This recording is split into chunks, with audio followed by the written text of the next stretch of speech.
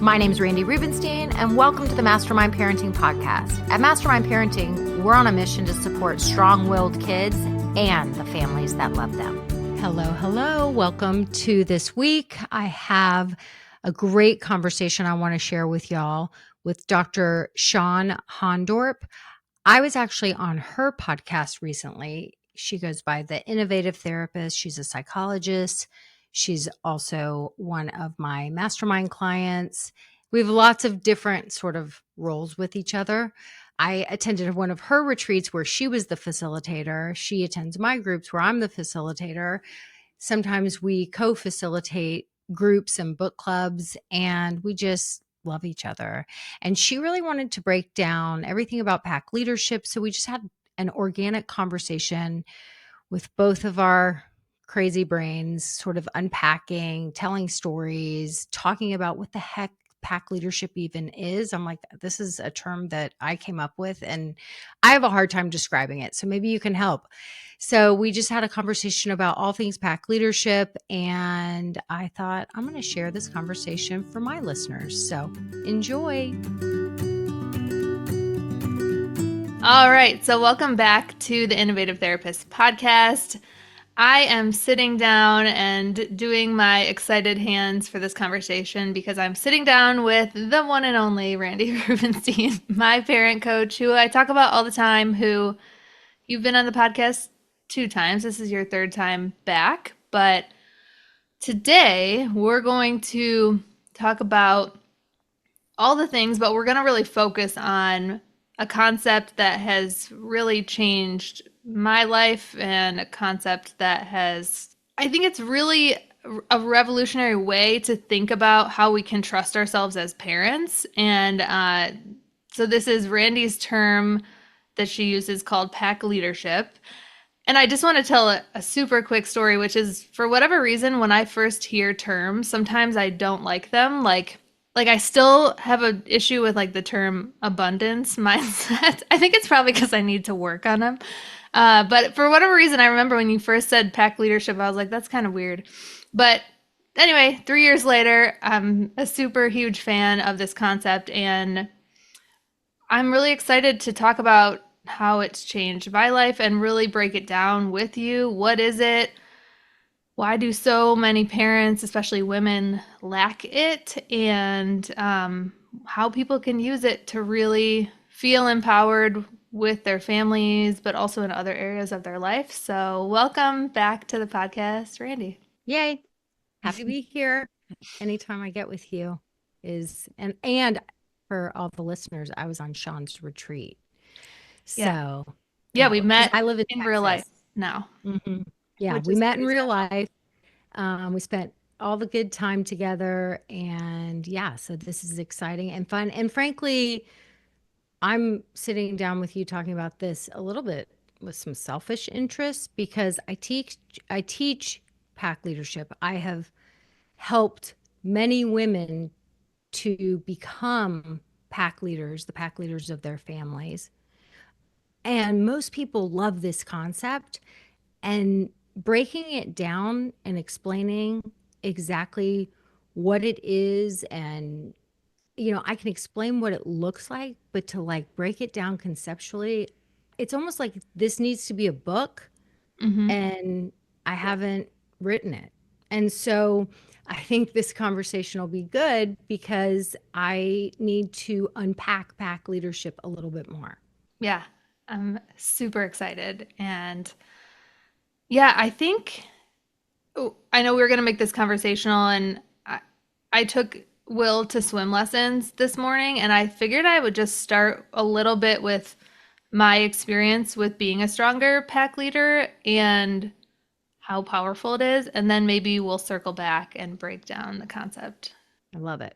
So when I joined Mastermind, we were in swim lessons, and it was a nightmare. I hated it. Will definitely hated it.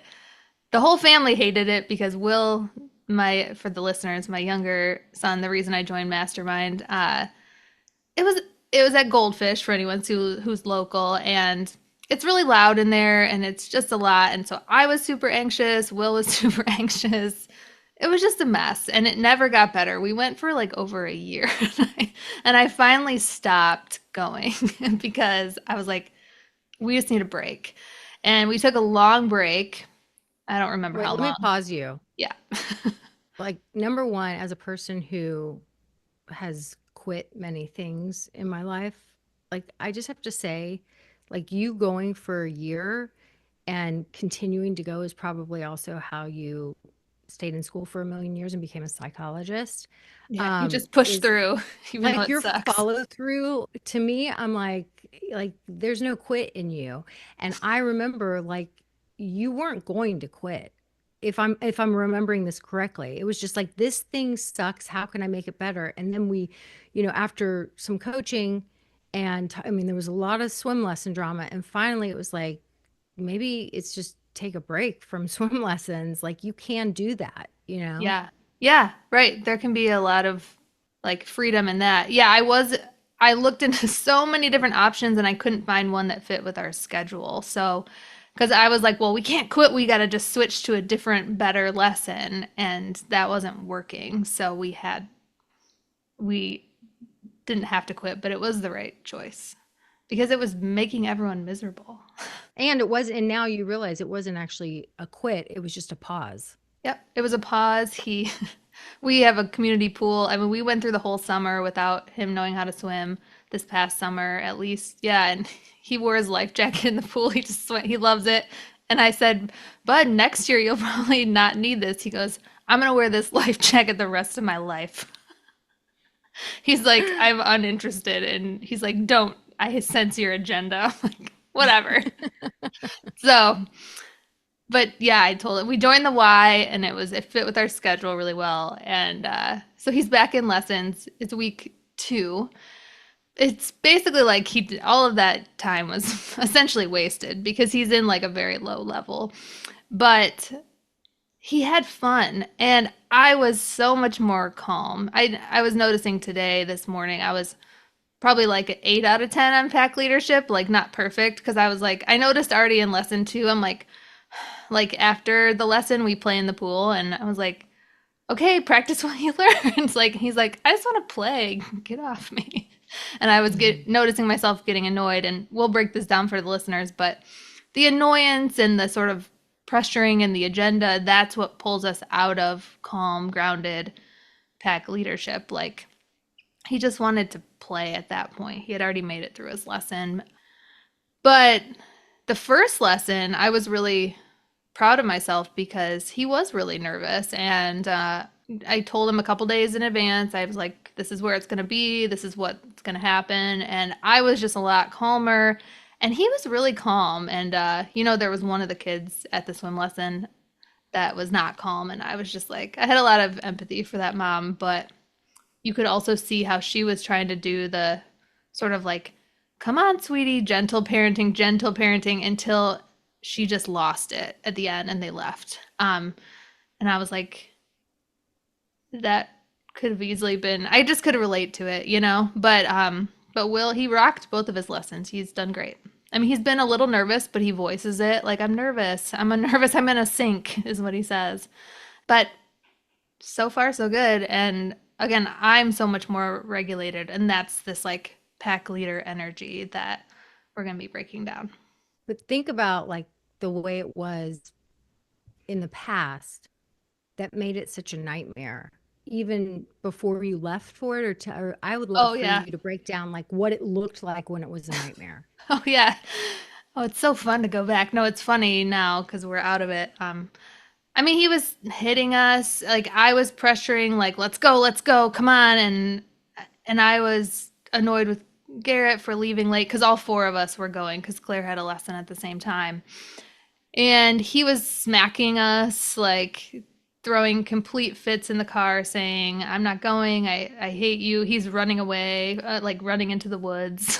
um, and yeah, we'd get there. He would just be bawling his eyes out, crying. And I was just tense the entire time. um, Mhm. it was not fun. And what were you thinking? Do you remember what you were thinking about, like why he was behaving like that? Like, Oh what were you gosh. thinking about Yeah, I it? should go back to my Voxer threads. I think just anxious that he couldn't handle it. I do remember at times being very worried about how we looked, looking like all these parents can be watching you and watching your kid. I don't know what I was thinking. Probably just like he's not going to be able to do this or he can't handle this. Probably was at Mm-hmm. the root of a lot of it. Just not really believing in his ability to handle it. Yeah. So you're thinking like he can't handle this, and Yeah. like, you're responsible, uh, at times type A-ish, and you're like, I mean, you have to teach your kid how to swim. Like that's Yeah. just a non-negotiable, right? Like, Right. I mean, it's like eventually we know we've got to teach our kids to tie their shoes. There's just like certain things that are just like in the parenting rule book. Like you got to teach your kids. I mean, a lot of people opt out of teaching their kids to ride a bike, and I would encourage anyone who has opted out of that not to, because your kids will suffer for it, but that's a side note. But yeah, it's like teach your kid, like it's dangerous if your kid doesn't know how to swim, like they need to know how to swim. Yeah. And so it wasn't in your mind, it was like it's not an option. And he can't handle this, but he has to handle it because I have to teach him how to swim. Like we have no other options. Yeah. And then that caused you to feel anxious. And Yeah. then, that informed what you did. And what you did was, with all that anxious energy, not believing in him, but Yeah. also like it went into control, right? Like it's Totally. not an Yeah. option. So now I need to control him. So now I'm going to, like, we can power struggle all day long, but you're freaking going to swimming lessons. Yeah. And so Oh then yeah, it's like like I feel that like I was power like over. trying to strap him in, like yeah, trying to, and I definitely had what I now name as a part, like my independence part is just like figure it out, suck it up. I did, like figure your emotional shit out, right? And that would show up to the annoyance or just like this is so inconvenient for me, Yeah. right? Yeah. Like so human, right? Of course your parts are coming up Yep. because it's like there's no other option. The kid's going to Yeah. need to learn how to swim, and he's getting there. Hmm. And he can't handle it, but he's going to have to figure out how to handle it. And we're doing this. So then you go into that power over energy. And, Will also happens to be a highly sensitive little human, and they feel everything. And that's why he would smack and he was like an animal in survival, Yeah. right? And he can't be reasoned with. And so he went into fight. And it's just, a shitstorm week after week after week. So much stress. I mean, and wasn't it on Saturday mornings? Yeah. Yeah. Like, Saturday morning. what a fantastic way to start your weekend. Yeah. Oh yeah, it'd be so bad. And then he'd hit, and then we'd be like, when you hit, you can't go to the museum later. And we'd had like laid out that rule, and he'd like be missing out on all of these. I mean, I didn't do that all the time, but I remember being like, well, now I have to follow through, and he doesn't get to come to the museum just because the poor kid's in fight or flight because I'm not regulated, right? And that's only after hindsight. I mean, And this is why I think it's hard to break down what pack leadership is because everybody wants the script. Like how do I get my kid to cooperate and go to swimming lessons without it being a right. nightmare? And it's like, well, whatever these invisible sentences are going through your head, these thoughts, like, guess what? Your kid feels what you are thinking about him. And he's Yep. also co regulating with you and feeling your emotions. So your anxiety is causing him to be anxious. And then that's putting him into survival. Oh, Yeah. yeah.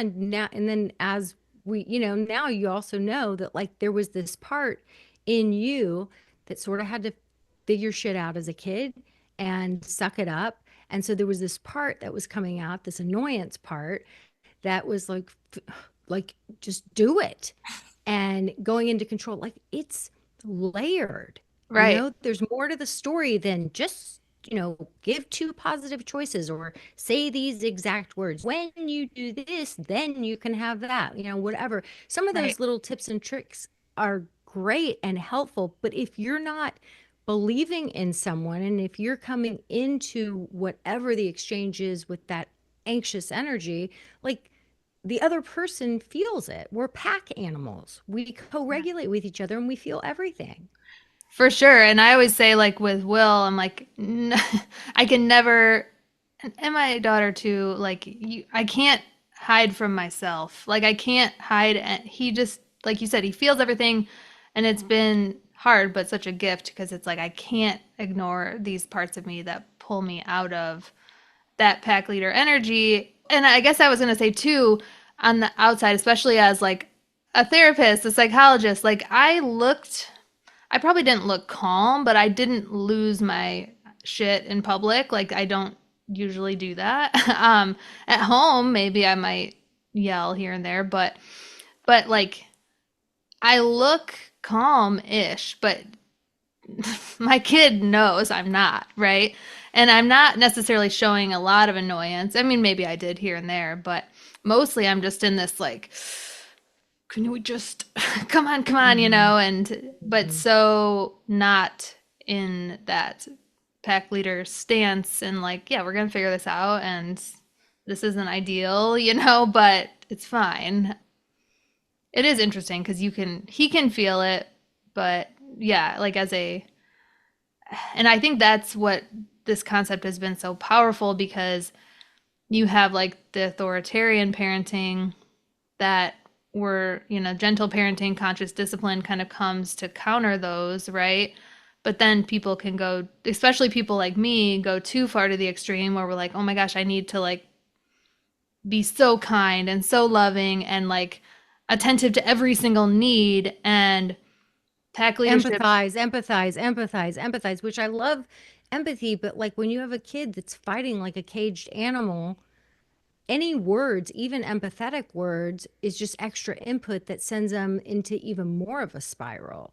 Right. So it's like no words, it's manage your own energy. And it's like interesting to look at. I would love now for you to unpack swimming lessons now because Yeah. now you have gotten trained in IFS, you're practicing it, and you have more access to that self energy, which I think self energy and pack leadership energy. I'm not sure if they're synonymous. I think of them as the same. I think when you're very in a part or part led, right? When that annoyed part of me is leading or with the anxious part, what are people going to think are leading? Then it pulls you out of this natural, like IFS would call, the 8 C's of self energy, which I always forget all 8 of them, but I think I wrote it down. But, courage, compassion, connection, confidence. I think the confidence piece really touches on the pack leader energy, right? Um, Calm, clarity, creativity, and curiosity. And so I think that they are very, I don't know about you, but because it's your I concept, do. but Yeah, I think that's they're, all of it. Right. Because to be in pack leader energy as you were going moving forward and like, okay, it's been a year and we're gonna do swimming lessons again. Like you had to be curious in terms of like, let me problem solve why it wasn't working before. Oh, that place was really loud. Oh yeah, I'm pretty aware now that my kid's highly sensitive. Also, maybe it's that he also was just younger and we were sort of in this negative spiral and now I'm different and he's older, right? And so like you could be calm in terms of maybe even understanding and having some compassion for who you were back then and who he was back then, yeah, right? I don't know, you can speak to that, but it seems like accessing that self energy helped you to show up in that calm, confident space when it was time to do it again. totally. Right. I mean, I have a lot of compassion for him and myself with all, I think that's the beauty of the work I've done with you, but also, yeah, IFS, where it's just like, I wasn't quite ready to calmly usher him through a scary swim lesson experience yet at that time. Okay. And we're going to try again. And I felt a lot more ready to do that this time. I was a And little so nervous, but not too much. what was the sentence you were thinking, like going to that first swim lesson? You had prepared him, you talked about it. He has been to the Y before. He had gone to this. It wasn't a brand new pool, Yeah, so I made sure we went as a family to the pool. Yep. took out as much of the uncertainty as you could, super Yep. respectful. And Yeah. it's interesting. I was just listening to a story about Michael Phelps, Mm. speaking of swimming, Yeah. and it was talking about how, like what the protocol and the routine was for every race that he did the exact same thing no matter where he was, because and they learned this by all of a sudden he would show up for a race in another country, in Japan or wherever, and the conditions were different in the pool, right? And so they found that, like, if they could take as much of the uncertainty out, that was helpful. So he had a very, very rigid plan for before the race, and they always got to the pool, whether he was, I think, in a race at home or elsewhere, 2 hours before.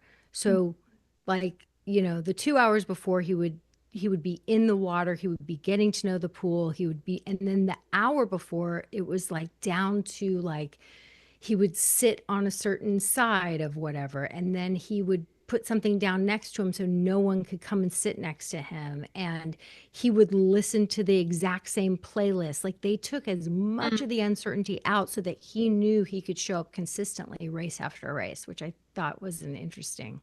Yeah, right. It's like rituals are calming to our nervous system of just like, oh yeah, I And know. no surprises, right? Like, it's no surprises. Like, it's like, Yeah. if we can, I mean, it's sort of the rub of being a human. Uncertainty is our kryptonite, right? We Mm. want to know, but what's going to happen? What's going to happen? And in life, like things are always changing. And when things are always changing, things are pretty uncertain.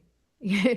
Lots of things are pretty uncertain. And so understanding that, like, for our kids when they're going into a new experience, anything that we can do to take out as much of the uncertainty as we can, even in terms of just like preparing them for what's coming. I mean, it's also like why kids do so much better when, like, they wake up in the morning on an open-ended day and we're like, hey, this is what we got on the planner for today, right? So that they're not just like going moment to moment and then fighting with you because they're happy in this moment and they don't want to go to the next moment. Like, you've already actually prepared them. They still may have a hard time with transitions, but at least it's not brand new information.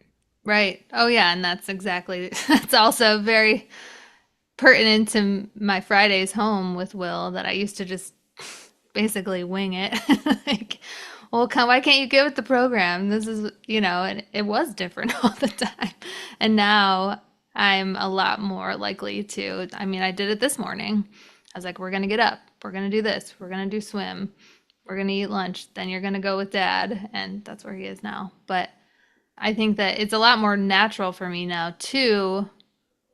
And I don't know if it's just because I've seen it work, but I think it is more compassionate versus like what I was doing before really came from a place of like, I don't feel like planning.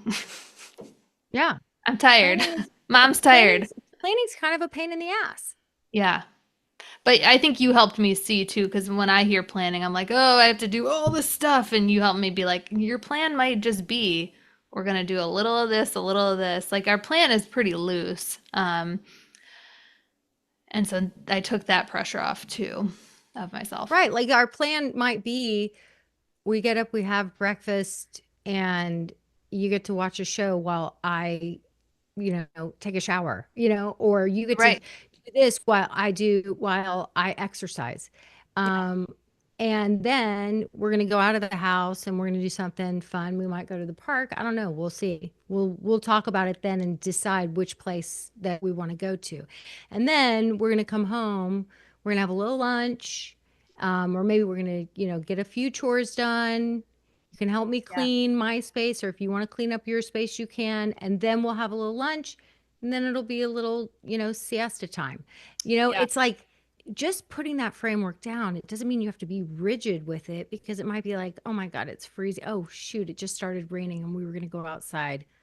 What are our thoughts? Do we want to stay home, or do we want to find an indoor activity? Like you just know that like there is flexibility there, and it becomes Yeah. like the two of you constantly sort of collaborating, even though you're the pack leader and ultimately you're going to make the decision. Like you Hmm. get to loop him in, Yeah. and he gets to be he gets to feel like he's more invested because he's part of the planning. Totally. Yes. Although I'm laughing because last night he goes, it was after bedtime, and he goes, "Mom, why do you guys always get to boss us around all the time?" And I was like, uh, good question. We'll talk about that tomorrow. So it doesn't always, maybe there's still some shifting, or maybe he's No, just like, I wait, you're no, that was total pack leadership, because you know what? It was a great stall tactic. No kid's consciously thinking this, but it's like, my mom's a psychologist. She's very reasonable. And I'm going to make this argument and let her know there's something where I'm feeling bossed around. So he was throwing out a fishing line to see if he could extend bedtime just a little bit more. Like, I'm not ready for this party to end. This is kind of a fun family to be in. And I like when my eyes are open. So you threw out a fishing line and you're like, yeah, great question. We'll talk about it tomorrow. That was pack leadership. hmm it's getting more natural the more work I do. So it's good.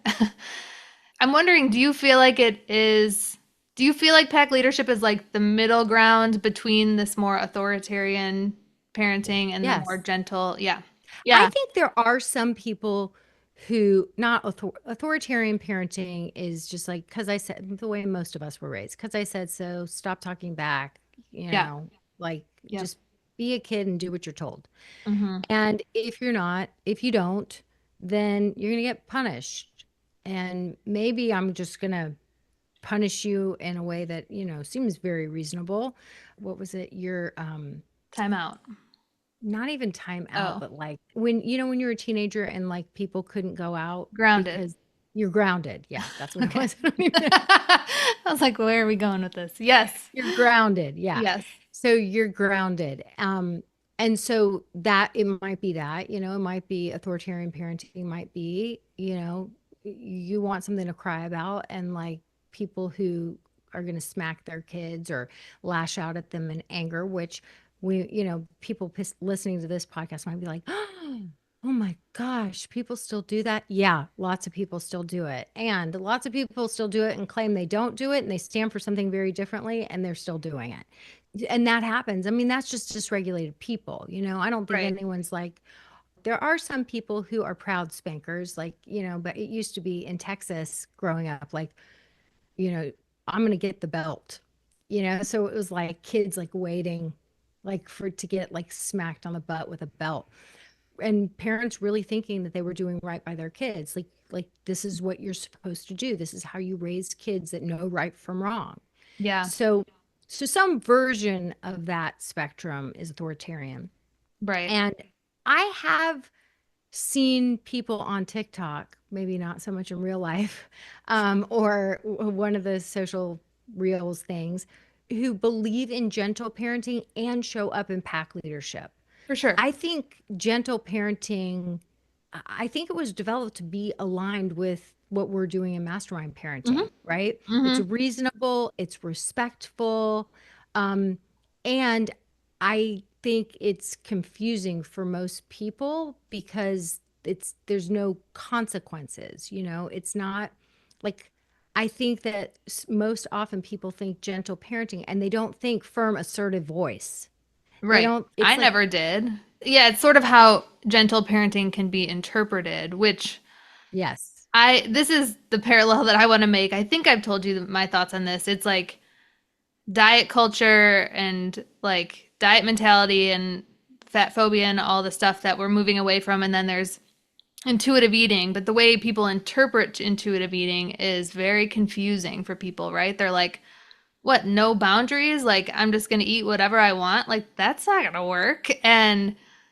But that's not really what intuitive eating is. And I believe intuitive eating is just listening, like trusting your body and trusting Yeah, yourself. And it could be really boundaried. That's why I think there's this middle ground that usually is my work, trying to help people find what that looks like, right? But I think it's the same thing. It's like how gentle parenting can be interpreted. This is the way I I need to agree. do it, where it's like intuitive eating, like, well, wait, am I still allowed to like order my salad with dressing on the side? Yes, you are allowed to do that if that feels right to you. Do my kids still get consequences, or can I still listen to what I want? I think for me, what gentle parenting, I didn't necessarily go down that rabbit hole much before I found you. Maybe I did a little, but for me, with like the people pleaser parts of me, it was like I just have to put all my needs aside and focus only on my kid. And I think what I've learned through you is shifting from kid centric life to family centric life, right? Like factoring myself in, not in a my way or the highway, we're doing what the parents want, suck it up way, but like even my Fridays with Will when I was all worried about him getting potty trained and or like I was just impatient with, I don't know if it was, yeah, I think it was potty training, like he had to go before we could like do the next thing, and you would coach me to just speak from that part of me that's like, this is frustrating. Like we're wasting time. We're just fighting about whether you're going to go potty or not, and like there's all these fun things we could be doing and we're not doing it. And this is the way it ties to IFS. I'm not speaking from a part. It's not a triggered part of me. I'm just speaking for a part of me that's frustrated.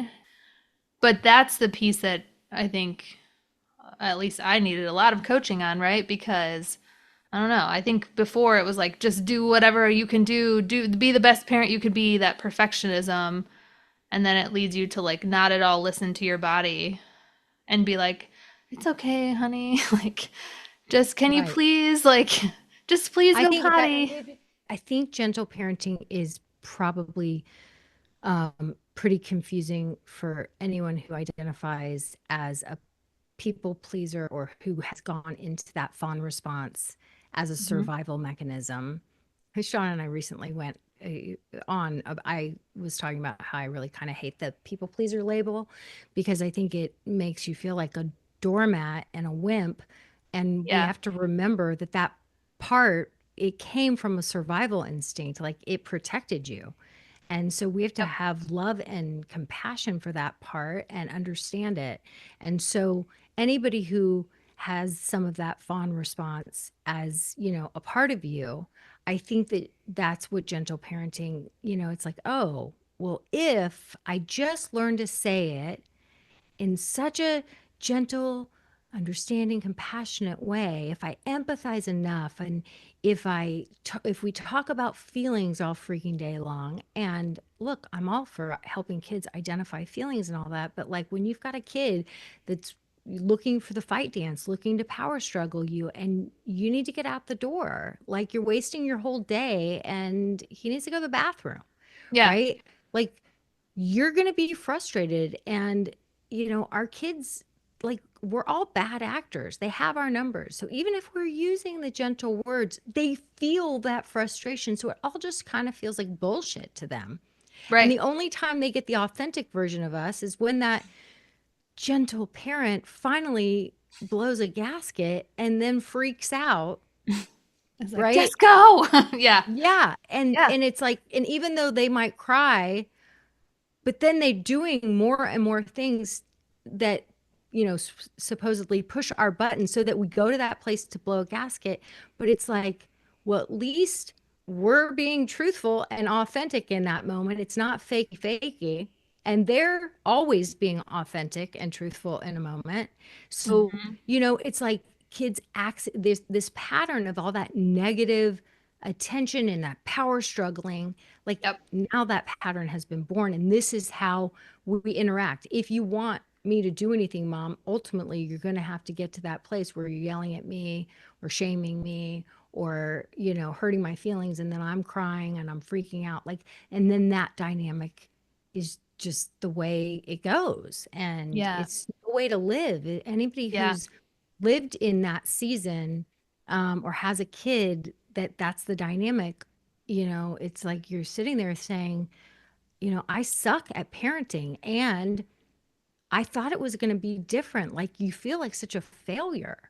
Totally. And I mean, look, like parenting at every stage can be really hard, but I think that when you're in these different parts or these different reactions, whether it's like feeling anxious or feeling like I'm trying to do the right thing or say the right thing, I'm just trying so hard, right? And then eventually it doesn't work. Your kid has your number and you're just like, screw it. Like that's, I mean, I've been in that cycle, various times. And Garrett and my husband and I used to say, we probably still do say, like, parenting, being home with your kids is harder than like work. Like, it's like so much because work is so predictable, right? Like, and I like what I do, but he doesn't really he doesn't really enjoy it. And yet, like, that's sad. That's not how it's supposed to be. You should want to be with your family. And it has shifted so much for us. I mean, not that there aren't still days where it feels hard, but it's It's such a hard with loss. it's Like, it's exhausting. There's, I mean, think about it. It's like, I don't know. I mean, anybody who's hasn't had like roommate issues back, when you were living with people, or if you went to sleepaway camp and you had to live with, 12 people in one cabin, like it's hard to live with people. Sometimes yeah, people are in a bad mood. Sometimes you're in a bad mood. Sometimes people are hungry. I mean, it's like sometimes people just don't gel. Sometimes, if I think about camp, it's like you think this person's favored by the counselor, and then you're kind of feeling less than, and then you're pissed at that person. Like there's a lot of dynamics in relationships and in living together. So lifing is hard, and yeah, living with people and having healthy relationships, it does take work. yeah, totally. So this is what I would have done if I hadn't gotten guidance from you is like just muscle through that time. But I remember like even still, I feel like there'd be times even when you would be interviewing like Michaeline, author of Hunt Gather Parent, on your podcast and just talking about like I don't know. I think it was honestly like when she was talking about like choosing to homeschool and just really enjoying her kid, these other kids. I remember getting so like teary and sort of sad because I'm like, I know that that's possible, but I'm still struggling to like get there. And Hmm. I don't know. I'm sure it's just like a path of getting, but I'm like, I really do. I'm at this place where I'm like, I really do enjoy my kids a good portion of the time. Like, I really enjoy my Fridays. Being home on Fridays wasn't necessarily like, it was more of a practical choice. And I really do enjoy them. And I do like an hour of work or so like this because I enjoy this. And then I go back to like enjoying being with them. And it's like, I think I wanted to share that because I think that that's something that at least for me, it didn't feel accessible. Like it felt like, I don't know, like maybe when they get older and then I can like use my therapy skills and talk to them and tell them things, right? Like, I mean, maybe it would have worked, right? But not really because it isn't just therapists listening to this podcast, but I think there's this idea that like I should be good at this even though I don't work with kids as I've told you many times, but I wasn't at all. And it doesn't work that way because, um, when you haven't built the foundation that you're working so hard to build right now, right? Like these are the years.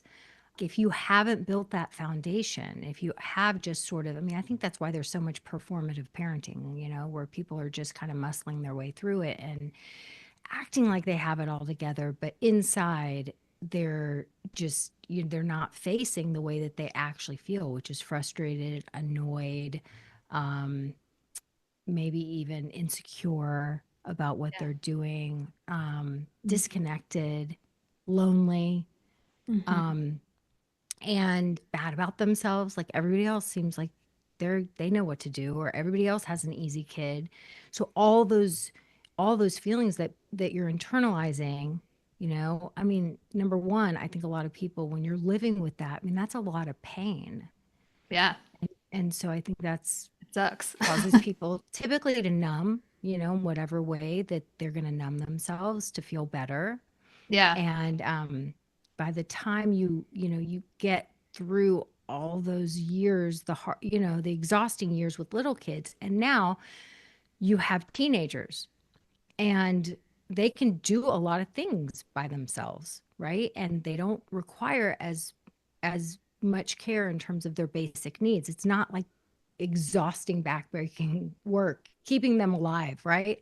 Like they Hmm. can feed themselves, they can even make themselves food, they can, they want to go places with friends, they don't need you with them, they're going on play dates and sleepovers without you, like Yeah. there's a lot more like time and space. And Yeah. so then parents are like, great, now's the good part. And so now I'm going to get to use all my therapy skill. Oh, what happened at school? Or are you still, and you're wanting to get the lowdown, and you have a kid like arms crossed and fine. No, it's fine. Hmm. Didn't you have didn't something happen with such and such a friend? No, and you have a kid that just like shuts you out, shuts down, and you can't reach them. But you don't Yeah. know why you can't reach them. And then they might even be kind of have back talk and be surly. And then what do parents of teenagers who are going through that love to do? They love to like, talk about how shitty they are, either to your co-parent or maybe to your friends, like compare notes, like whose teenager's behaving the shittiest. And Hmm. right. And so like, but nobody wants that. Nobody wants that relationship with their kid. Right. And you're like, I'm feeling a little like, I guess a little sad as you're saying that, but because I'm like, obviously I don't know what it'll look like for me, but I feel like I don't think that'll happen. I guess we'll see. But I have definitely remember this. This is because I didn't necessarily think I would love the baby stage because I don't know, like that.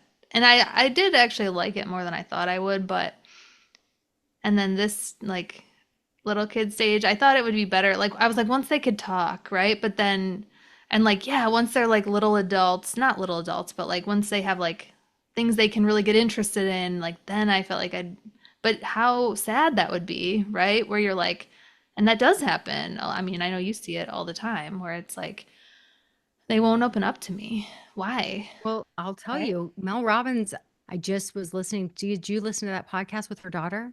I think yes, I listened to I think I did finish it. Yeah. They had a very rough relationship for a long time, right? Yeah, and Mel was, the thing I didn't love about Mel's response um, was the daughter saying, like, you worked all the time Yep. and you were on the road 200 days, and then when you came home, you were focused on my shiny sister, who is this amazing singer. I kind of just felt invisible. Like you were Yeah. either talking about your work or and you're a workaholic. And I could tell it's her workaholism still very celebrated because the daughter, even after writing this book, the daughter helped her to write this latest book, which is like she's all over the circuits, she's on Oprah, she's like finally arrived kind of thing. And so the daughter's like, now I understand, basically it's like, now I see how important you are. And Yeah. you're still a workaholic, but, it wasn't said in any other way than like full acceptance, which, whatever. Um, but she's like telling her, I felt invisible. And there was a justification. It was hard to kind of notice, but there was a justification. It was like, I had I to was make getting our money. family out of debt. Yeah. Yeah, I do remember that now. Yep. I was getting our family out of debt. I had to, I had to, I had to. And Mhm. it's like 200 days a year, you had to, or during those 200 days a year, I mean, I've experienced this now with my kids that are off at college. Um, like it's amazing the connection you can continue to feel through FaceTime. Mm. It's like you're on the road, you still like, like Scott will be like, what are y'all talking about? Like sometimes we'll be on FaceTime if one of my kids is walking to class or whatever, and he comes in here and I'm just like doing something, or I just have the camera on the dogs, Mm-hmm. like because they're being rowdy or whatever. And he's like, "What are y'all doing?" I'm like, "We're just talking about nothing and everything and being a fly on the wall of each other's lives." Yeah. Right? Like Yeah. I'm just keeping my kid company while he walks to class, and something might get discussed or not. I don't have any agenda other than being a fly on the wall of his life.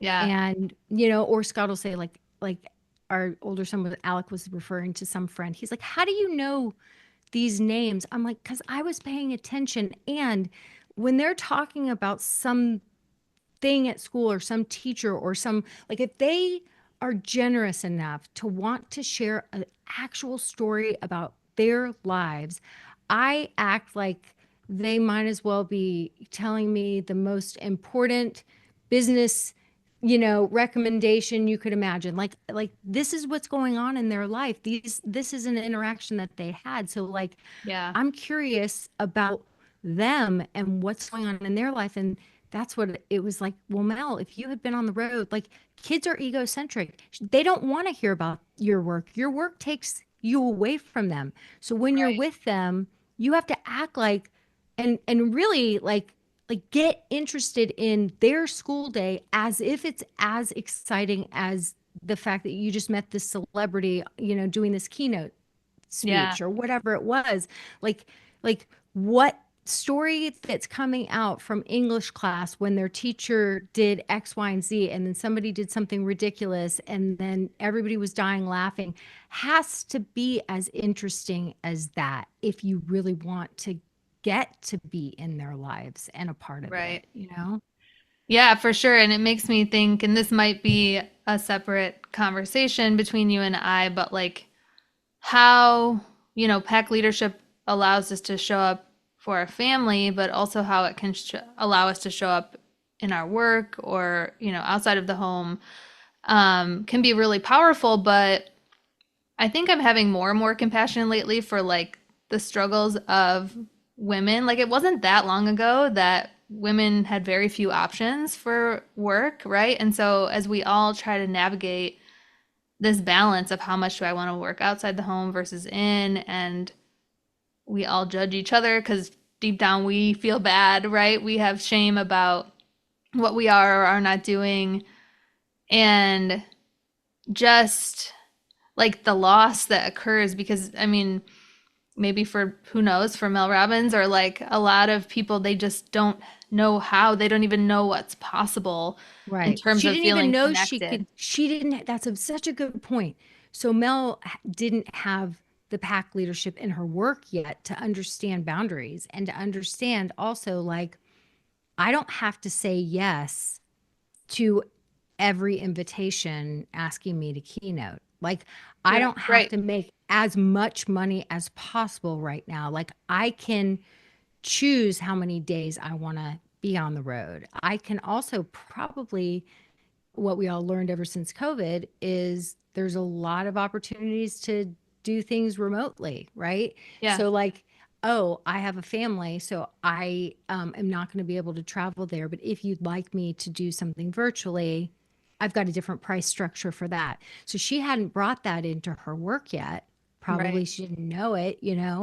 But yeah, like that little justification, which it actually was a beautiful interview because her and the daughter, writing this new book, which is their version of surrender energy, like let them, you Yeah. know, Right. and to shift out of control, which I think is a great tool. They've healed their relationship. And you could hear it in the conversation. Like it was I felt like they were connected, authentic. And that's also good news is like, I mean, you're never going to do everything perfectly, and you're just not. But if you've built that, and Mel had built that foundation enough, obviously her and her husband had, Yeah. that there's there was, the ability to repair. Yeah. And that's what they're doing right now. And I kind of think it's beautiful for them to even like model that. Totally. There's always hope for that. And I think that, yeah, I mean, going into, I think most parents go into maybe not with obvious perfectionism, but I think perfectionism can show up in parenting all the time because we just want the best for our kids and we really don't want to damage them or like damage our relationship. And but I think there's a lot of freedom in just being like, because I remember I like read so many books even before I met you. I was like reading all the sleep books and like just trying to do everything right. And it's like, Me too. I mean, 100%. That's why we have what we have. Okay, so should I read a little something just to give people something a little bit more tangible now that we've yeah, let's really dive in and give them uh, read the pack leadership. Okay, so I'll read a little bit. I have a program. You would think if I've developed a program, I could easily synthesize and say, this is what it is, and I still can't. So there's that. So I'm going to read to you a little something that I wrote that I start my program with. What the hell is pack leadership anyway? Apparently, I still don't know. Okay, so there you go. And why is it important? Humans are animals, pack animals, known as Homo sapiens. Learning to show up as the leader of your pack who means what you say and says what you mean is eluding many of us. During this program, you'll understand why. My main objective in this program is to support you in developing your pack leadership with love and understanding and laughter and zero shame and blame. Why is it important? We have a worthiness and a loneliness epidemic. You're learning to lead your little pack in a way where everyone feels safe and grounded. A pack where everyone knows they're a valuable member. Okay, so there's the lonely. There we're addressing this whole loneliness thing. Everyone knows they're a valuable member. So that's basically saying you can go out into the world and look for micro packs to belong to, whether it's at school, whether it's dance, whether it's soccer, whatever it is, whether it's in the neighborhood. Mm-hmm. But just know you always belong here. So, really implanting that, because what we find is that when kids have that sense of belonging at home, or I guess what I have found, any other little tribes that they find out in the world, that's icing on the cake, right? Like, because they have that sense of belonging. Okay, back to reading. A pack where everyone belongs, a pack of worthy humans who work together and know that they matter to each other. Pack leadership, why is it essential for a family? Teams with a clear and cool-ish pack leader get to experience joy and all the feel goods, and they're able to get through the hard stuff together without turning on each other. That was the beginning of the program. And then I thought I would read. Do you have anything to say about any of that? The thing that I thought that we haven't said yet, which is like the analogy to the pilot who is like stressed or calm, right? Like seeing your pack leader, even like sports teams analogy, right? Like if the team is doing poorly and we're losing, but you look at your coach and he's like, "Yeah, it's fine. We got this." Like there's an energy, there's a calmness, there's a confidence, like just how confident and safe that makes you feel, right? Like I versus believe in us. yeah. I believe in you. I believe in us. You don't need me to like jump in and be the hero and rescue you Yeah. because you're such a colossal mess that you can't be counted on. No, I believe in you. I believe in us. Yep. Right?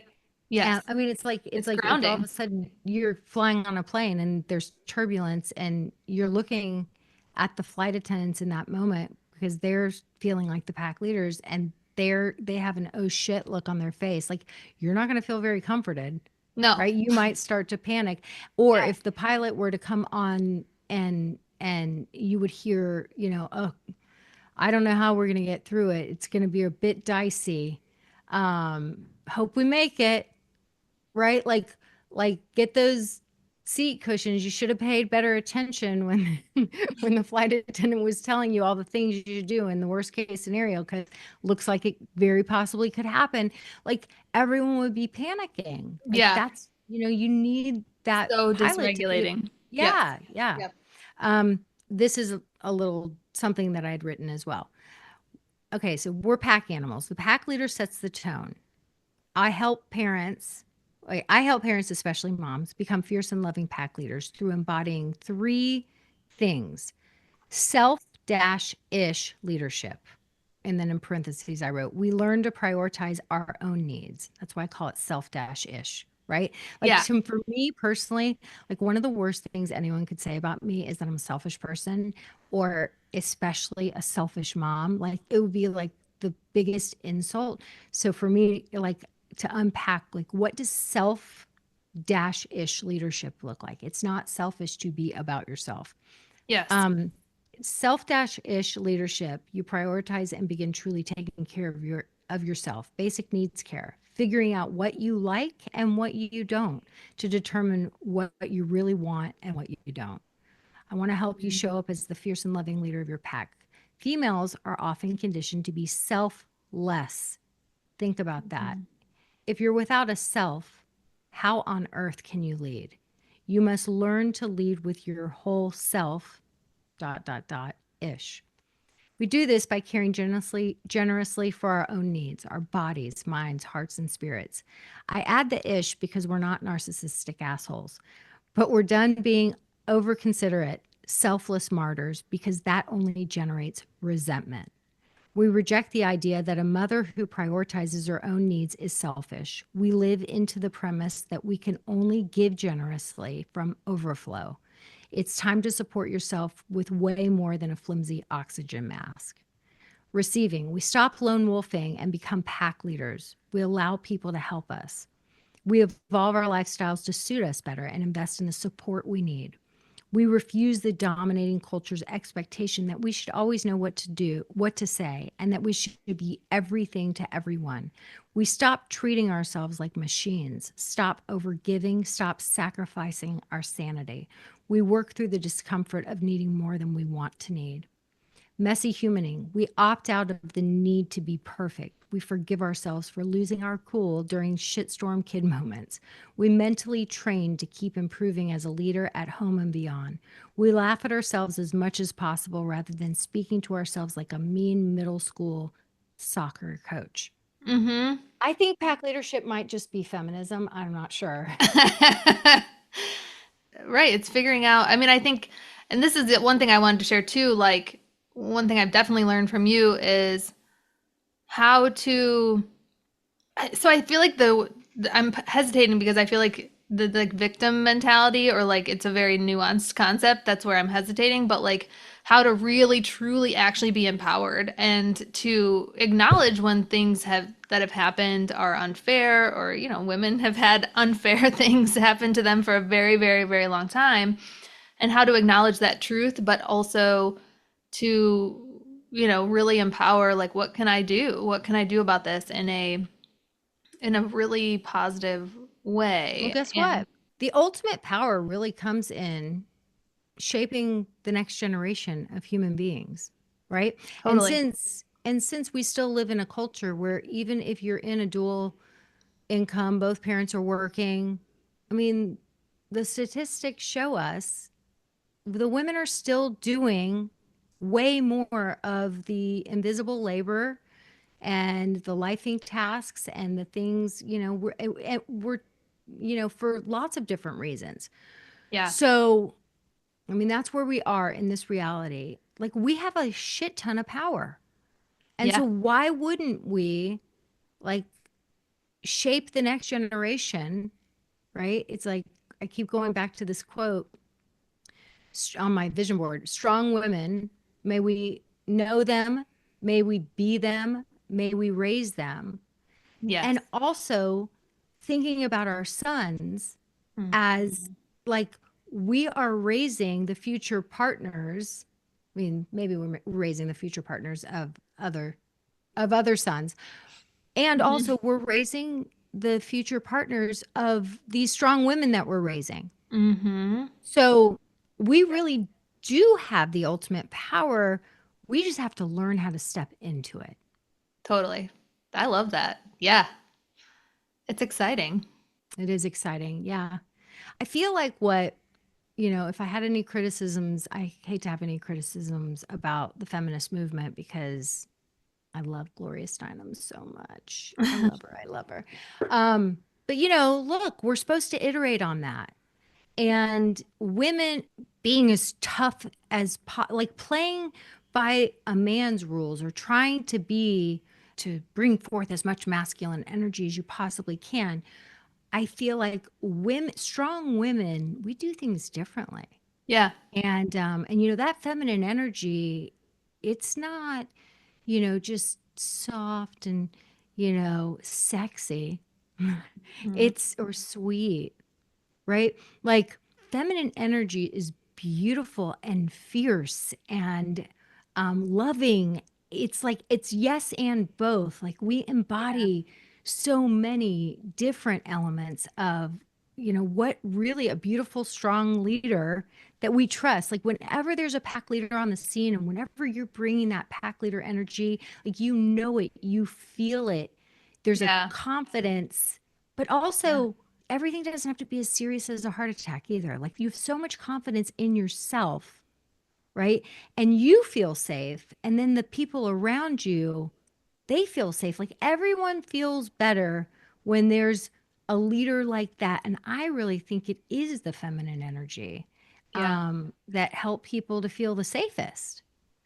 For sure. And I think also like it's going to look different on different women. And Yeah, I think that that's really important because we can look to, like, I can look to you as a mentor and watch how you do things, but, still also I'm going to be leaning into the way pack leadership looks for me. And sometimes we have to try on other people's stuff for size, and that's okay. that's right. But then it's really like, okay, then and it's going to be always continuing to evolve. What is my leadership style? What does it look like? Yeah. I always know when it's taken root when y'all share stories with me and your own words are coming through versus, Yeah. words that maybe like you've, and look, I'm not into scripts, but I teach a lot through story. So, at first when you're learning something, you might try on some of my words, but I Absolutely always not.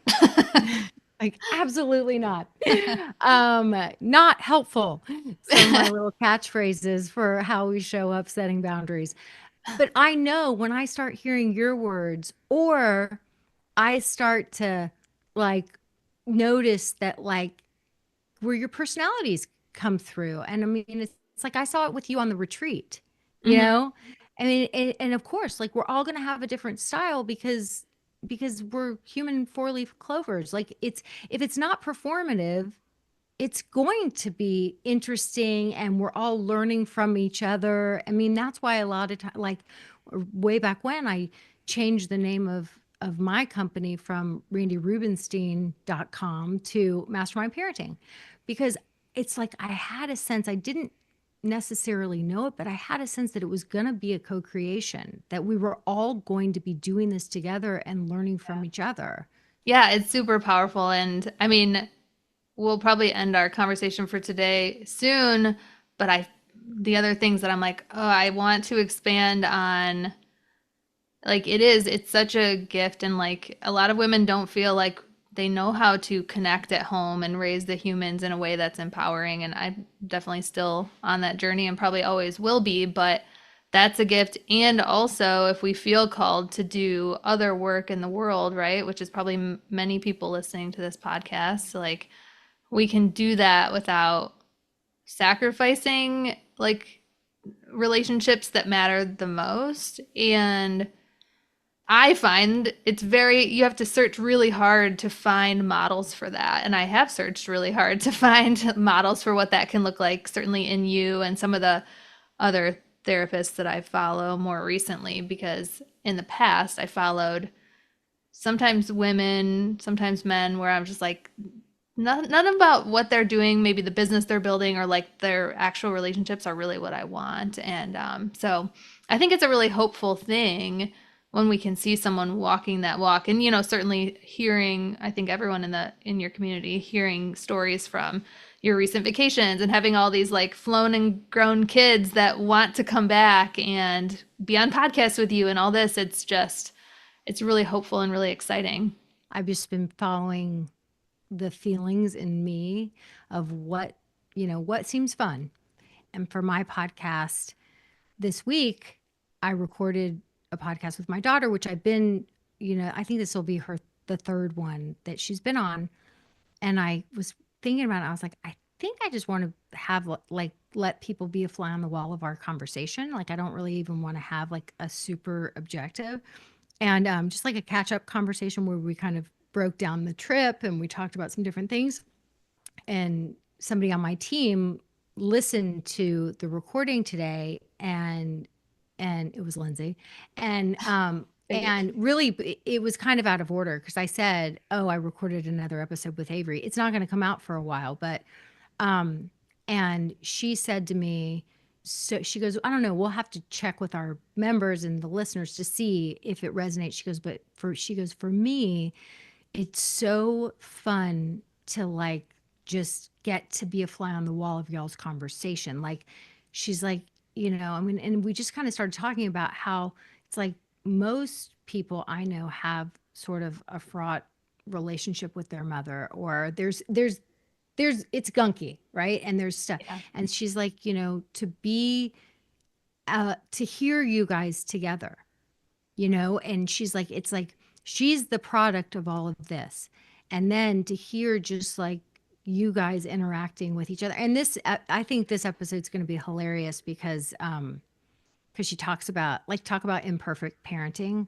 She like she talks about like being the kid that like didn't have the permission slip, and so like she'd go on trips like in middle school and high school, and like the whole group would have to wait for an hour because she had to, and they were like calling me with from a satellite phone, and we were having to like send in.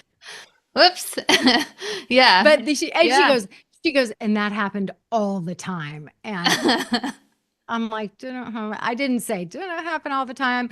But I just laughed about it. But I'm like, oh, and guess she turned out okay. Guess we still have a good relationship. But Yeah. I think where in me, I just said to her last night before Lindsay left me this today, and I said to Avery last night, I said, get all your equipment set up. I said, because right now, like, let's just record, like that's what feels fun to me is recording conversations with my daughter. And I'm not sure if listeners will relate, but I'm like kind of sick of teaching people concepts, and I'd rather just like let them experience the result, and see what Totally. comes out of that. Yeah, when we really like are a fly on the wall in that process, at least, from myself, when we really are just like listening to our bodies, like that's what happened when I listened to you and Michaeline talk, right? And that's probably what will happen, where you're just like, "Ooh, I want more of that." And then it's like, "Okay, well, what do I need to do that?" Well, I think what I want people to take from this conversation is there's so much hope in, I mean, regardless of where you are in your phase with your family and your relationship with your kids, like there's so much hope. And I can attest, I think the work can be hard, as I think most of, the people that do it would agree, but it's so worth it. And to feel this, like, as someone who, yeah, like, yeah, 3 years ago, I wasn't a super confident person. I mean, there's aspects of my life that I was confident in, but certainly not in parenting. And I think in a lot of things, business, not, right? And so, yeah, people learn through story, as you say. And so that's hopefully what I think people will take from this. And, maybe when we come back for part two of however many parts, but I think there's at least one more part of like diving into like creativity, entrepreneurship, like leadership as a woman, but like pack leadership applies to men too, right? We didn't specifically say that, but it does, and everyone benefits from a calm, grounded pack leader, regardless of your sex and gender. So, Yeah, no, all of this. I mean, I have, you know, male clients and male listeners to my podcast. Um, and I'm like, women have had to take messages that are directed at men and translate them for ourselves. And so, my stance is the men can do that. Like, I'm not catering to the men. Like, yeah. I'm so happy the men that listen and the men that want to learn more and the men that are on this journey too. And they're the kind of men that understand, yeah, the women have been doing this for long enough. I'm capable of translating this and applying it to myself. Hmm. And I don't have to have little baby feelings and feel excluded. I know. What's the thing you say? Have like a little bratty baby moments or something. Bratty baby moment. Yeah. Yeah. Being a bratty little baby. But I mean, we all have the ability to be bratty little babies. But I'm like, yeah, the men that are supposed to be here, they get it.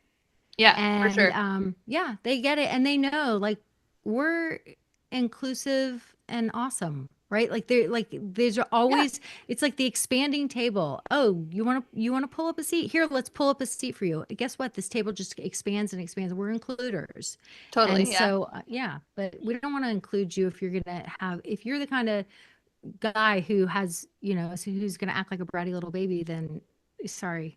There's not a seat yet. Sorry. Go do a little of your own work and then we'll pull up the seat for you. Right. Okay. Well, hopefully this conversation was as fun for other people as it was for me.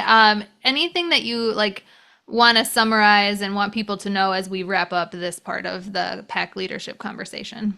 I still wish I had a synthesis. Hashtag feminism. Hashtag feminism. Maybe that's the synthesis.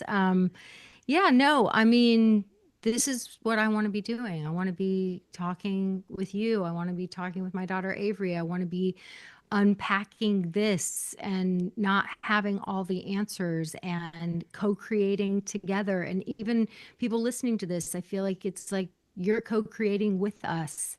Yeah.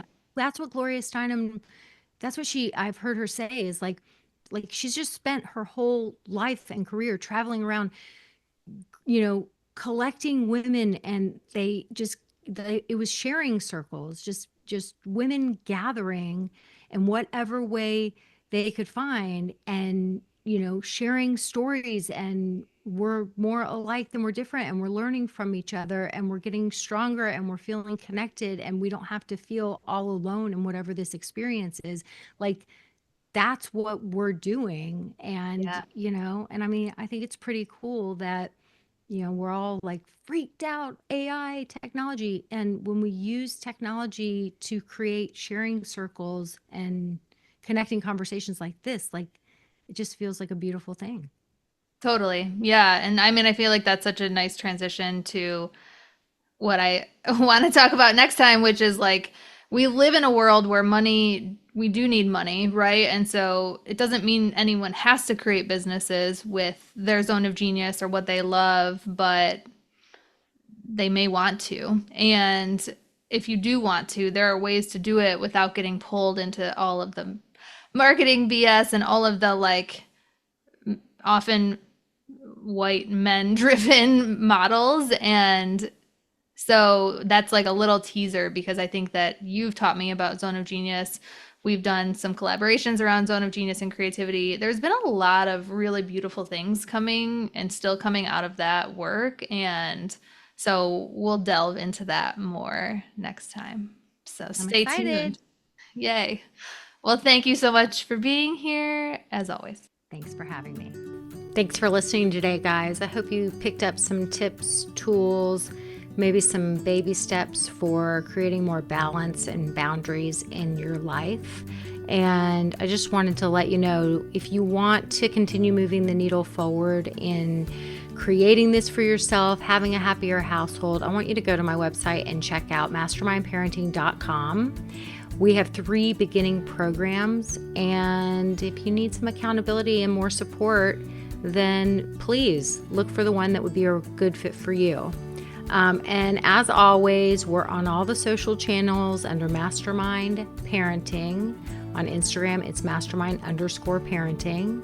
And, periodically I do pop up on different Instagram lives, Facebook lives, where I give you teaching and coaching, and I love engaging with you live to help you help your strong-willed kids so that they can feel better, because when they feel better, they do better. And I love getting to know you guys. So thanks for listening. If you like this podcast, please don't forget to subscribe, rate, and review. Super, super appreciative.